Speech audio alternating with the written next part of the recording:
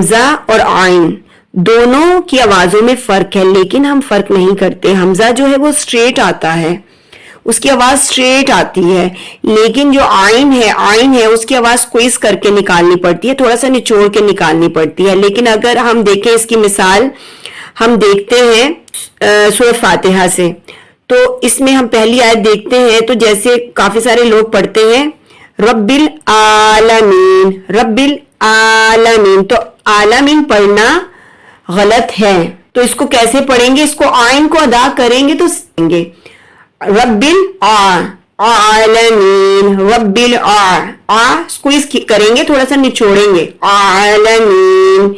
अगर हम हमजा और आइन में फर्क नहीं करते तो मीनिंग फासिद हो जाते हैं। अगर आप आइन की प्रैक्टिस करना चाहते हैं तो प्रॉपर एक लॉन्ग वीडियो है, आपको इस वीडियो के डिस्क्रिप्शन से मिल जाएगी, आप जाकर देख सकते हैं।